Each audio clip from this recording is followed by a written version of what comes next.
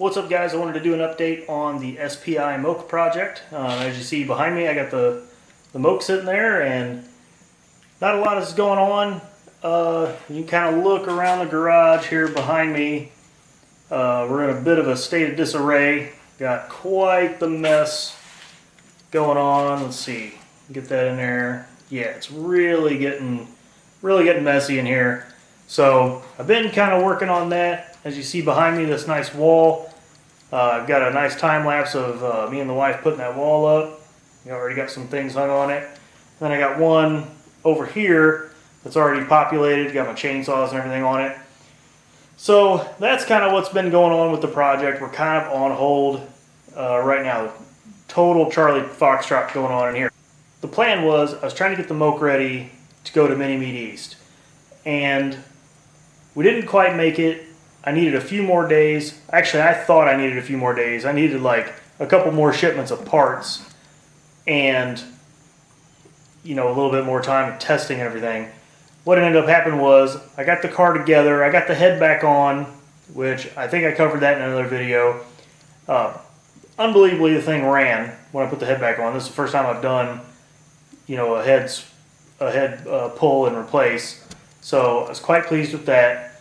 And then I had some problems with the intake manifold not clearing the exhaust, so I modified it, but I didn't really modify it correctly. So what ended up happening was I think it was sucking air in through the manifold, not all through the carburetor. So we were running super lean, which the cool thing is my O2 sensor was displaying that on the dash for me. So I knew that catastrophe was about to strike. But anyway, we had the Moke loaded up, we set out for Mini Meat East, and we overheated 20 minutes from the house, had to limp back, and we didn't make it. So we drove out there in our regular car, which was a bummer. But met a ton of great people. I got another video on my channel about Mini Meat East. It kind of goes through all the activities there. Check that out, give it a thumbs up, it's really fun. Now let me take you to the engine bay, show you where we're at right now. Okay, so here's what we're looking like right now. Got new manifold for my carburetor. That was a requirement. I had to get that on. Unfortunately, again, didn't come in time for Mini Meat East. New exhaust, that's going to stay. I thought part of my overheating problem could have been, you can see the trigger wheel down there shining. The trigger wheel wouldn't clear the stock fan. So I had to take the stock fan off, and that left me only with the Summit Racing fan that I've got sitting up inside here. I'll get a shot of that here in a second.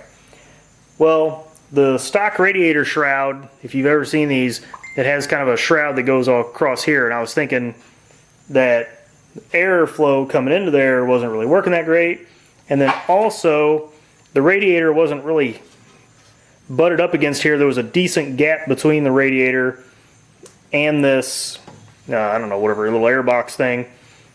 And so I was thinking, well, my fan is pulling through there, and air can get through there, and plus it's more difficult for the air to come in the front. So I was thinking that was a problem. I think the actual problem turned out to be nearly 17-to-1 AFR. So let me take you down, see the fan. We can see the fan snugged up in here. Yeah, it's kind of hard to see. This is the smallest fan that they sell at Summit Racing. It's 10 inches, and it fits right in there. I kind of had to cram it in there, but it fits.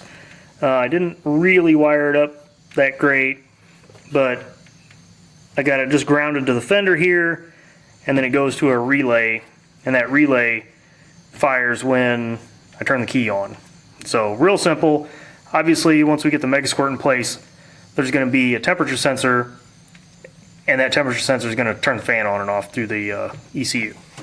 Now, the part that I do like, you can see that sitting right in front of that exhaust strap, is the O2 sensor.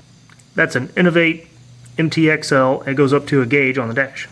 My dash setup is a little cheesy. I've just got a piece of Kydex that I cut and bent, and then I mounted it to the bolts that hold the steering column in place.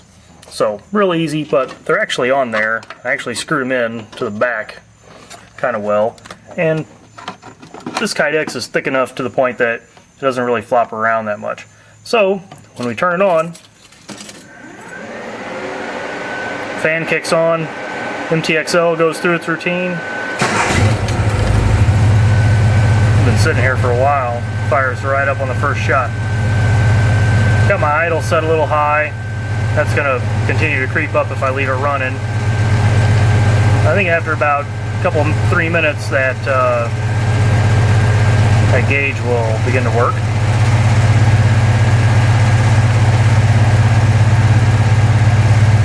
I've never actually paid that much attention to how long it takes. Alright, there we go. So it idles pretty thick. Once it warms up, actually, that's going to drop down even lower. It's going to be more around 11. And then I can see that when I accelerate, I'll turn that off. Then I can see when I accelerate that it actually goes on up to about 14 and a half. When I'm cruising, 13 and a half, somewhere in there. So it's pretty nice. So then, last but not least, one of the things I was doing was I put these bumpers on the front. I did pick those up at Mini Meat East. I had coordinated the sale of those with the seller ahead of time. I think they look really sweet. I'm really happy with them. It really finishes off the look of the Australian Moke. Unfortunately, some of the same problems that I've been having with the engine are still present. So, like I say, the only move we've made toward SPI is electric fan, trigger wheel install, and O2 install. But now, the problem I'm having with my little 1098, which I do actually like, I'm starting to fall in love with it. It sounds really good right now with the single box RC40. I know a lot of people don't like the RC40, even in two box configuration. I like it. I'm going through a lot of oil. I don't know if it's going out the bottom. I know the rings are worn. Compression test shows that the head work that I had done is making it better. I think what's going to happen is this little 1098 is going to come out. I'm going to have to go through it real quick. New rings, probably new pistons, honed and bored, slap it back together. Kind of excited, kind of nervous because it's going to be my first engine build. So 1098 is kind of growing on me. I do really kind of like it. I do have a 1275 sitting over in the corner. That was like the long-term plan. I just can't implement that plan right now because I got my VTEC Mini project sitting right here with the motor ready to go in. And, and I got to get a bunch of stuff for that yet. So anyway, thanks for watching. We'll see you.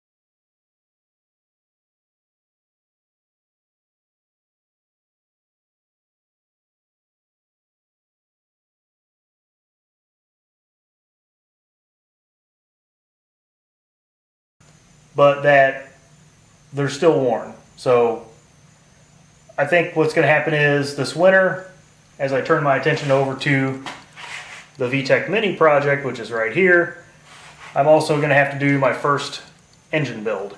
So the 1098 is going to come out. I think I'm going to freshen it up, maybe get some new pistons, have it honed and bored, slap new rings, new pistons in, new gaskets throughout. I guess I'm going to have to put new gaskets in the gearbox as well, and slap it back in there. And then we can continue the SPI project. So, like I say, man, I apologize, these videos are coming slow. Garage is a wreck. It's fall. I'm really saddened that I got the car ready right in time for fall. And, you know, I got about 3 weeks of running it before it's time to put it away for the season. So, bummer, but it could be worse. I could not have a Moke. Anyway, thanks for watching. On the VTEC project,